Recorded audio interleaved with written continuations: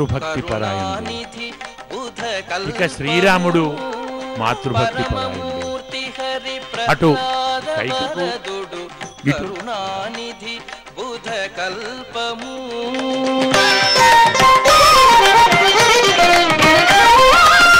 పరగు శ్రీ వెంకటపతి తన దాసుల పరగు శ్రీ వెంకటపతి తన దాసుల అరుదుగాచే అనంతుడితడు. పరగు శ్రీ వెంకటపతి తన దాసుల అరుదుగాచే అనంతుడితడు. కంటిమి నేడిదే గరుడాచలపతి ఇంటి వేలుపగు ఈశ్వరుడితడు. కంటిమి నేడిదే గరుడాచలపతి కంటిమి నేడిదే గరుడాచలపతి కంటిమి నేడిదే గరుడాచలపతి.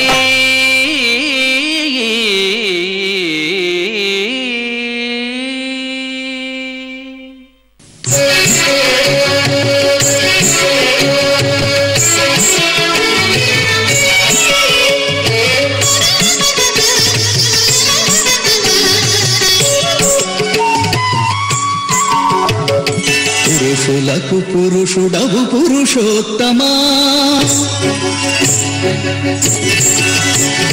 పురుషులకు పురుషుడవు పురుషోత్తమా, పురుడు లేదిక నీకు పురుషోత్తమా. పురుషులకు పురుషుడవు పురుషోత్తమా, పురుడు లేదిక నీకు పురుషోత్తమా. పురుషులకు పురుషుడవు పురుషోత్తమా, పురుషోత్తమా పురుషోత్తమా.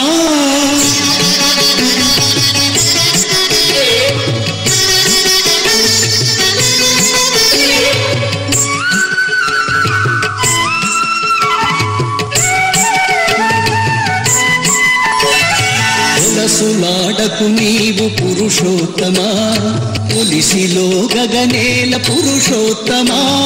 పులసులాడకు నీవు పురుషోత్తమా, పులిసిలో గగనేల పురుషోత్తమా. పొలము రాజవు నీవు పురుషోత్తమా, పొలము రాజవు నీవు పురుషోత్తమా. నీ పొలకు వదికంబమున పురుషోత్తమా, పొలము రాజవు నీవు పురుషోత్తమా. నీ పొలకు వదికంబమున పురుషోత్తమా. పురుషులకు పురుషుడవు పురుషోత్తమా, పురుడు లేదిక నీకు పురుషోత్తమా. పురుషులకు పురుషుడవు పురుషోత్తమా, పురుషోత్తమా పురుషోత్తమా.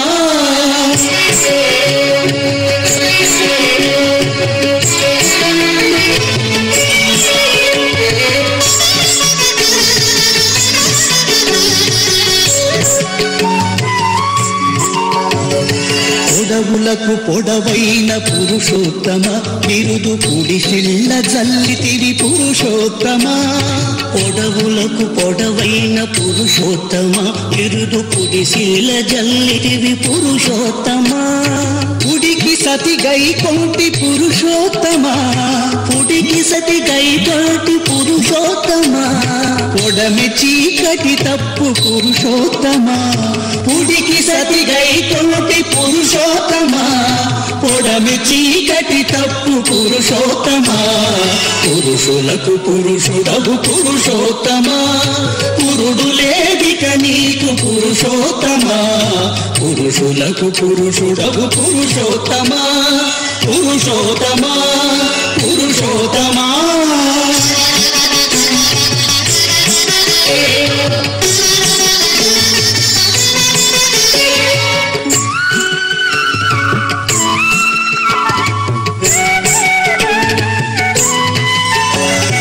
బూటకపు బుద్ధిగల పురుషోత్తమా, కోటి గుర్రపు పసల పురుషోత్తమా. బూటకపు బుద్ధిగల పురుషోత్తమా, కోటి గుర్రపు పసల పురుషోత్తమా. మేటి శ్రీ వెంకటము మీదను సగేవిదివో, మేటి శ్రీ వెంకటము మీదను సగేవిదివో. పూట పూట వరాలు పురుషోత్తమా, నేటి శ్రీ వెంకటము నీడను సగేదిదివు పూట పూట వరాలు పురుషోత్తమా పురుషులకు పురుషుడవు పురుషోత్తమా పురుడు లేదిక నీకు పురుషోత్తమా పురుషులకు పురుషుడవు పురుషోత్తమా పురుడు లేదిక నీకు పురుషోత్తమా పురుషులకు పురుషుడవు పురుషోత్తమా పురుషోత్తమా పురుషోత్తమా.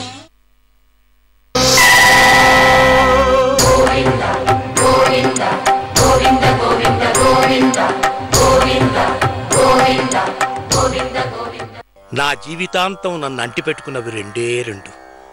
ఒకటి మానసిక ఆరోగ్యానికి ఈ భగవద్గీత, శారీరక ఆరోగ్యానికి ఈ పంచతులసి. ఇది వేద గాయత్రి అగ్రహారం కేవలం బ్రాహ్మణులకు మాత్రమే. శంషాబాద్ ఎయిర్పోర్ట్ కి 15 కిలోమీటర్ల దూరం, తిమ్మాపూర్ రైల్వే స్టేషన్ దగ్గర ఆధునిక సదుపాయాలతో గేటెడ్ కమ్యూనిటీ, గాయత్రీదేవి ఆలయం, వేద పాఠశాల, వృద్ధాశ్రమం, గోశాల, కళ్యాణ మండపం, ఆరోగ్యప్రదమైన మొక్కలు, విద్యుత్ వీధి దీపాలతో నవ జీవితానికి పునాదులు వేద్దాం. రండి, నవబ్రాహ్మణ సమాజాన్ని నిర్మిద్దాం. ప్లాట్ ముందే రిజిస్ట్రేషన్ చేయించుకోండి. అసలు మొత్తం 100 సులభ వాయిదాల్లో చెల్లించండి. వివరాలకు 8886818181 8886717171. Aastha X Ayurveda capsule. దగ్గు, ఊపిరితిత్తుల్లో నెమ్ము 2 గంటల్లో కరిగింపు. ఆస్తమా, అలర్జీ, సైనస్, తుమ్ములు, టీబీ, గురకలపై 3 రోజుల్లో ప్రభావం. అపోలో ఫార్మసీలలో లభ్యం. శరణు శరణు శరణం గురు సాయినాథ శరణం. శరణు శరణు శరణం గురు సాయినాథ శరణం. సాయి కథా శ్రవణం సకల పాపహరణం. సాయి కథా శ్రవణం సకల పాపహరణం.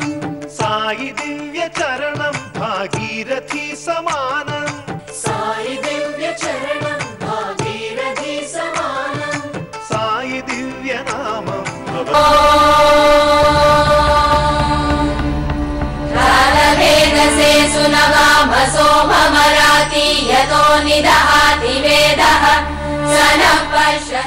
అందరికీ అరుదైన శుభవార్త.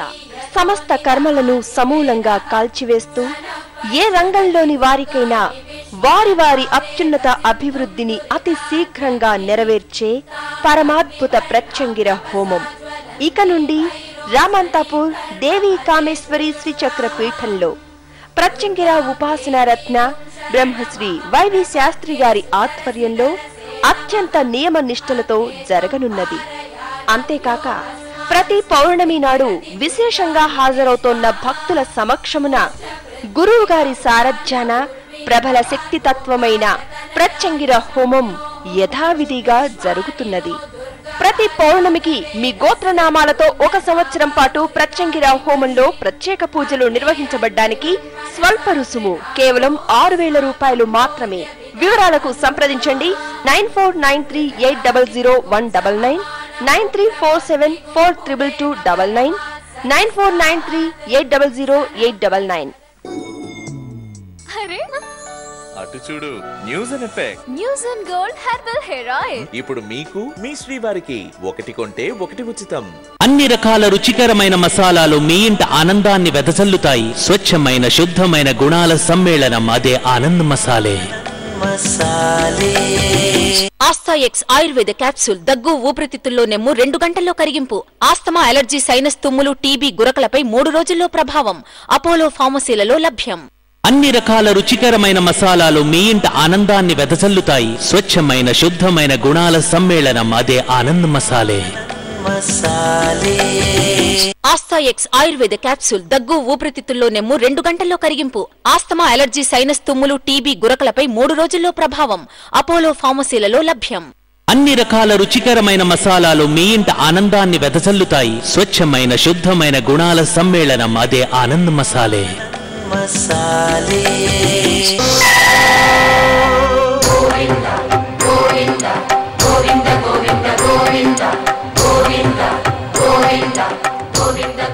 పూట పూట వరాలు పురుషోత్తమా పురుషులకు పురుషుడవు పురుషోత్తమా పురుడు లేడిక నీకు పురుషోత్తమా, పురుషులకు పురుషుడవు పురుషోత్తమా.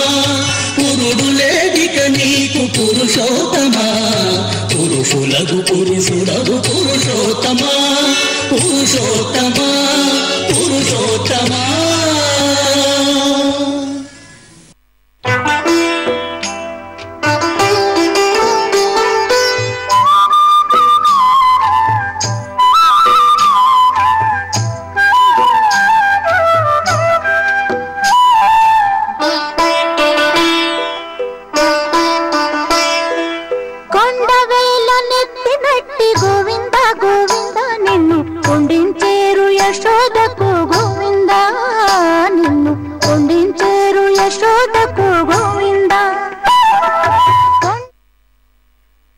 మాతృభక్తి పరాయణుడు మన గరుడు అని చెప్పుకుంటున్నాం.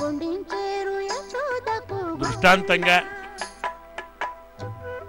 పరశురాముణ్ణి, వామనావతారాన్ని, శ్రీరాముణ్ణి మనం చూపుకున్నాం. కైక కోరిక మేరకు, కైక కోరికను తీర్చే అవకాశాన్ని దశరథ మహారాజుకు నాన్నగారికి అందించడానికి కౌసల్య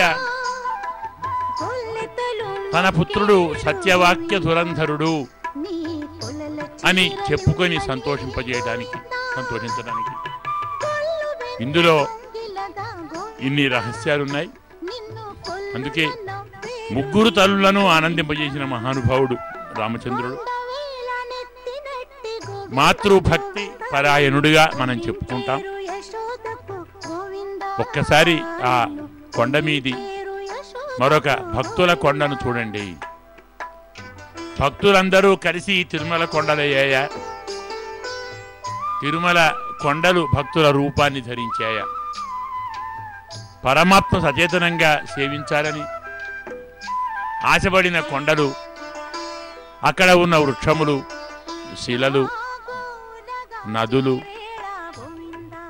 పుష్పములు, ఫలములు, పక్షులు, వీరందరూ భక్తుల రూపంలో వచ్చి పరమాత్మ గరుడ సేవను తిలకిస్తున్నారు. గరుడుణ్ణి సేవిస్తున్నారు. గరుడుని పై ఉన్నటువంటి స్వామిని సేవిస్తున్నారు. అందుకే ఒక భక్తుడు గరుడ రూపంలోనే, గరుడ వేషంలోనే కనపడుతున్నాడు. మరొక భక్తుడు వెంకటేశ్వర రూపంలో గరుడుణ్ణి అధిరోహించిన అనుభూతి కలిగించటానికి వారి వెనక నిలబడి ఉన్నారు. పద్మావతి అలివేలుమంగ సమేతుడైన వెంకటేశ్వరుడు గరుడ వాహనాన్ని అధిరోహించి మన ముందరికి వస్తున్న భావాన్ని మన కనులకు, మన మనస్సుకు హత్తుకునేలా చూపటానికి భక్తులు ఈ రకమైన సేవ చేస్తూ ఉన్నారు. ఎంతోమంది కోలాటాలతో మురిసిపోతున్నారు. మరికొంతమంది నాట్య విన్యాసాలతో పరమాత్మకు సేవ చేస్తూ ఉన్నారు. ఈ మధ్య మన గరుడుని కిరీటాన్ని, అది పుష్పకిరీటం, అదే రీతిలో రత్న కిరీటం, వజ్ర కిరీటం, వైడూర్య కిరీటం, దానిపై పరమాత్మ పాదములు, సర్వ ఆభరణాలకు ఆభరణాలు. ధనం మదీయం తవ పాద పంకజం కదాను సాక్షాత్కరవాణి చక్షుష అంటారు యమునాచార్యులు. నిజమైన నా ధనం స్వామి నీ పాదపద్మాలే. నేను ఎన్నడో గదా నీ పాద పద్మాలను సేవించగలిగేది, దర్శించగలిగేది, తరించగలిగేది. అలాంటి పాదపద్మాలను నిరంతరం తన భుజములపై ఉంచుకొని సేవిస్తున్న గరుడు ఎంతటి ధన్యుడో. ఈ గరుడు మాతృ భక్తి పరాయణుడు అనుకుంటున్నాం మనం. ఆ రీతిలో తల్లి వినత, సర్పముల తల్లి కద్రువ అంటాం, సర్పములను కాద్రవేయులు అంటాం, గరుత్మంతుణ్ణి వైనతేయుడు అంటాం. వైనతేయ కాద్రవేయ సంవాదం ఇది. అంటే వారి ఐతిహ్యం మనం ఇప్పుడు అనుసంధానం చేసుకుంటున్నాం. కద్రువ వినత కలిసి ఒకనాటి సాయంకాలం సముద్ర తీరంలో విహరిస్తూ అక్కడే ఉన్నటువంటి ఉచ్చైశ్రవం అనేటువంటి అశ్వాన్ని, అది తెల్లని అశ్వము, అక్కడ విహరిస్తూ ఉంది. ఆ అశ్వాన్ని చూచిన కద్రువ ఎంత బాగా ఉంది అశ్వం, ఎంత తెల్లగా ఉంది అశ్వం. వినత అశ్వం చాలా తెల్లగా ఉంది, కానీ ఎందుకో తెలియదు తోక నల్లగా ఉంది, ఏమిటి గమనించావా అని కావాలనే అంది. అశ్వం మొత్తం తెల్లగా ఉంటే తోక నల్లగా ఉంటుందా? ఏదో రీతిలో వినతను బంధించాలి, ఇరికించాలి, తన దాసిని చేసుకోవాలి అన్న కపట ఉపాయంతో, ఉద్దేశ్యంతో ఇలా మాట్లాడినది. పరమాత్మ ముఖ మండలాన్ని గమనించండి, తిరుముఖ మండలాన్ని, కస్తూరి తిలకాన్ని, కౌస్తుభ మణిని, హస్తద్వయమును, ఒక హస్తం పాదములను చూపుతూ ఉంది, మరొక హస్తం జానువులు అంటే మోకాలు వైపు పెట్టి ఉంది. పై రెండు హస్తాలలో శంఖ చక్రములు ధరించి ఉన్నాడు. ఒక హస్తాన్ని పాదములు చూపుతూ మరొక హస్తాన్ని మోకాళ్ల మీద ఉంచుకోవటంలోని పరమార్థం ఏమిటంటే, నా పాదాలను సేవించిన వారికి సంసార సాగరం మోకాళ్లలోతే ఉంటుంది. అంటే సులభంగా నడుచుకుంటూ వెళ్ళవచ్చు,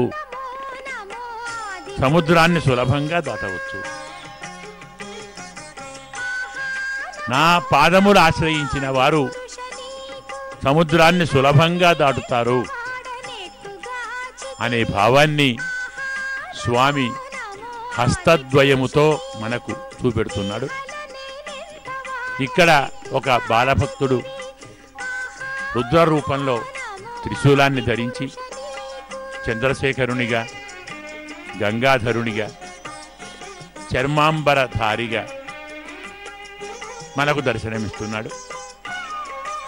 అతని చుట్టూ ఎంతోమంది భక్తులు నాట్యము చేస్తున్నారు. వారి వారి ఉత్సాహం ఒకటి కాదు, రెండు కాదు, అనంత రీతులుగా ప్రదర్శిస్తూ ఉన్నారు భక్తులు. ఈ రీతిలో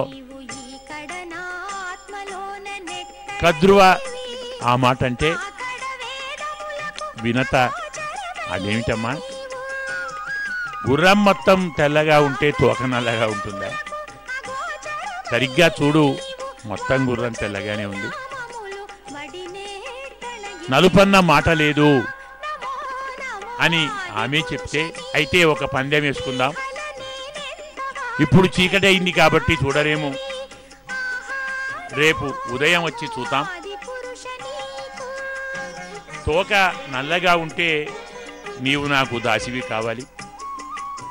గరుడుని దివ్యమూర్తిని కనులారా తిలకించండి. సువర్ణమూర్తి మేలిమి బంగారంలా మెరిసిపోతున్నాడు. ఈ సువర్ణం ఎక్కడిది అని ప్రశ్నిస్తే స్కాందం చెప్తుంది, పరమాత్మ హిరణ్యవర్ణ గదా, హిరణ్య శ్మశ్రు హిరణ్య నఖ గదా, పరమాత్మ అంతా బంగారం కదా, ఆ బంగారం పైన కూర్చుంటే ఆ కాంతులు ఈయన ఒంటి నిండా పాకాయి. అందుకే ఈయన కూడా బంగారు మూర్తి అయ్యాడు.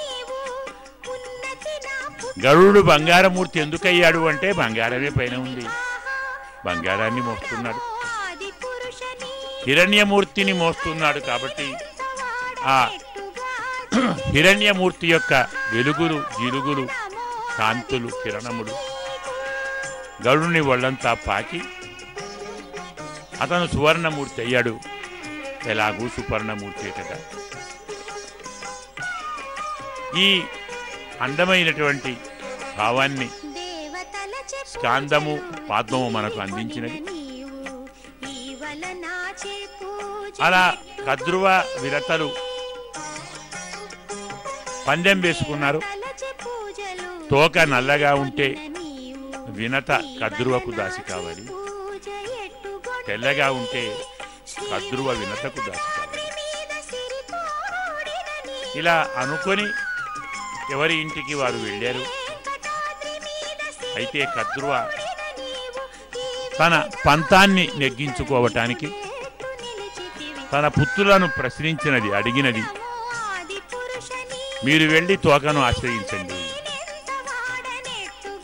పరమాత్మ దివ్య మంగళ విగ్రహాన్ని దర్శించండి, పులకించండి, తిలకించండి.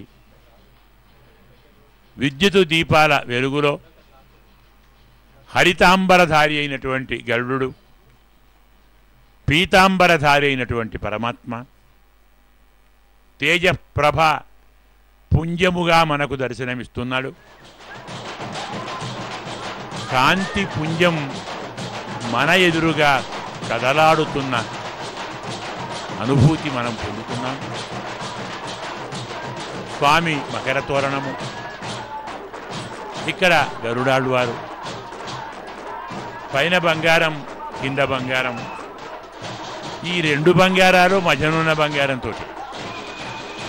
పరమాత్మ బంగారు మూర్తి కాకుంటే ఆ రెండు ఎలా బంగారం అయితే? ఆసమంతాత్ సర్వమేవ హిరణ్యం అని కదా మనకు చెప్పేది. చూడండి, గరుడు కనపడుతున్నాడు, గరుడ వేషంలో భక్తుడు కనపడుతున్నాడు. గరుడ సేవను దర్శించి అనంత భక్తజన సందోహం కనపడుతుంది. ఆ మధ్య పరమాత్మ కాంతే మనకు దారి చూపుతున్నట్టుగా వెలుగుల జిలుగులు, ఆ పులుగుల రాయడు అంటే గరుత్మంతుడు అతనికి మార్గాన్ని చూపెడుతున్నాయా అన్నట్టుగా కనబడుతుంది. ఈ రీతిలో కద్రువ తన పుత్రులను పిలిచి మీరు తోకను ఆశ్రయించండి రేపు ఉదయానికి,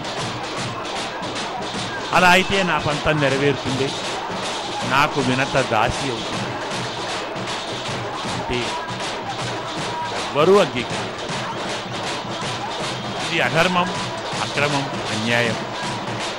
అకారణంగా ఒక మహానుభావురాలిని దాసిని చేయకూడదు అని తల్లి కోపించి మీరంతా ఒక యజ్ఞంలో నశించిపోతారు అని చెప్పించింది. ఆ శాపానికి భయపడి ఒకరిద్దరు అంగీకరించారు. మరునాడు ఆ రూపంలోనే వారు నిలబడ్డారు. దానితోటి వినత కద్రువకు దాస్యానికి తల ఉంచింది. తరువాత అనూరుడు పుట్టాడు. గరుడు అవతరించి తల్లి దాసి కాబట్టి మరి కొడుకు దాసి పుత్రుడవుతాడు. నాగులకు, సర్పములకు గరుడు ఎన్నో సేవలు చేశాడు. ఎన్నిసార్లు మోసుకొని అటు ఇటు ఇటు అటు తిప్పాడు. సముద్రంలో, నదులలో. ఇక్కడ మనం మరో గరుడుని చిత్ర విచిత్రంగా మనం తిలకించవచ్చు. గరుడ స్వరూపాన్ని తిలకించి మనం మురిసి ఆనందించవచ్చు. ఆభరణంలో గరుడు, మణులతో గరుడు, మాణిక్యాలతో గరుడు, వజ్ర వైడూర్యాలతో గరుడు. ఇలా చాలా కాలం సేవ చేసిన గరుడు అమ్మా ఎందుకు మనం ఇలా దాస్యం చెయ్యాలి, వారు ఎందులో అధికులు, జరిగిన దాన్ని తల్లి చెప్తే అంతే కదా నేను పరిష్కార మార్గాన్ని చూస్తానని వెళ్ళి వారినే అడిగాడు. అమృతం మాకు తెచ్చిస్తే నీ దాస్యాన్ని తొలగిస్తామని వారు కోరితే వారి కోరిక నెరవేర్చటానికి స్వామి స్వర్గలోకానికి వెళ్ళాడు. అక్కడ దేవతలతో యుద్ధం చేశాడు, ఇంద్రునితోటి యుద్ధం చేశాడు. గరుడుని బలం ముందు ఇంద్రుడు ఆగలేదు. విధిలేని పక్షంలో ఇంద్రుడు పరమాత్మను స్వామిని శ్రీ మహావిష్ణువును ధ్యానిస్తే అతను వచ్చాడు. అతను గరుడునితో మాట్లాడినప్పుడు గరుడు మనకు పురాణాలు చెబుతాయి, ఏదైనా వరం కోరుకో అని పరమాత్మనే అడిగాడట. ప్రపంచంలో భక్తులందరికీ పరమాత్మ వరాలిస్తే మన గరుడు పరమాత్మకు వరాలిస్తున్నాడు. ఏదైనా కోరుకో స్వామి మీకు వరం ఇస్తాను అంటే పరమాత్మ సంతోషించి నాకు వాహనంగా ఉండవలసింది అని స్వామి కోరాడు. ఇక్కడ గరుడుని ప్రత్యేకత పరమాత్మ వరాలిచ్చిన స్వామి. పరమాత్మ కోరిక మేరకు స్వామికి వాహనమయ్యాడు. అమృతాన్ని తీసుకొచ్చే విధానంలో గరుడుని పరాక్రమం వేనోళ్ళు కాదు, కోటినోళ్ళు, 10 కోట్ల నోళ్ళు పొగడినా తక్కువే. ఇక్కడే గజ కచ్చప సంవాదం మనకు కనపడుతూ ఉంది. వాటిని ఆహారంగా తీసుకొనుట, వాలఖిల్య మునులకు ఆపద రాకుండా కాపాడుట, వారితో వరాన్ని గరుడుని జీవితమంతా నిరంతరం మహానుభావులను సేవించటంలోనే ఉంది. నిరంతరం స్వామిని సేవిస్తూ ఉన్నారు, పెద్దలను సేవిస్తూ ఉన్నారు. అభివాదనశీలస్య నిత్యం వృద్ధోపసేవినః చత్వారి తస్య వర్ధంతే ఆయుః కీర్తి యశః భగః అంటాయి పురాణాలు. పెద్దలకు నిత్యము నమస్కరిస్తున్నటువంటి వారికి ఆయుష్యం పెరుగుతుంది, కీర్తి పెరుగుతుంది, ఐశ్వర్యం పెరుగుతుంది, బలము పెరుగుతుంది. దానికి ప్రత్యక్ష తార్కాణం సజీవ ఉదాహరణ మన గరుత్మంతుడే. నిత్యం పెద్దలను సేవించాడు, పెద్దలకు నమస్కరించాడు, వారి ఆశీస్సులను పొందాడు. కాబట్టి పరమాత్మకే వాహనం కాగలిగాడు. తన పరాక్రమంతో పరమాత్మకు వాహనమయ్యాడు. తన పరాక్రమంతో మాతృదాస్య విముక్తిని చేశాడు. అసలు రహస్యం గరుడు అంటే వేదమే.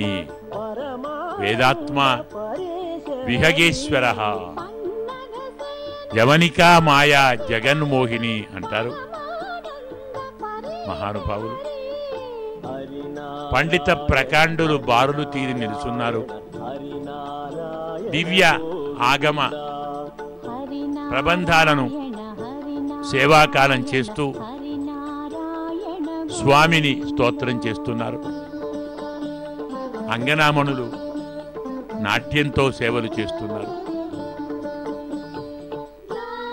ఏదో రీతిలో పరమాత్మను సేవించాలి,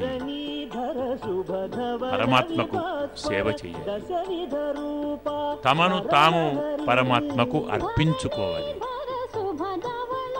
ఇంతకంటే గొప్ప భాగ్యం మరేముంది?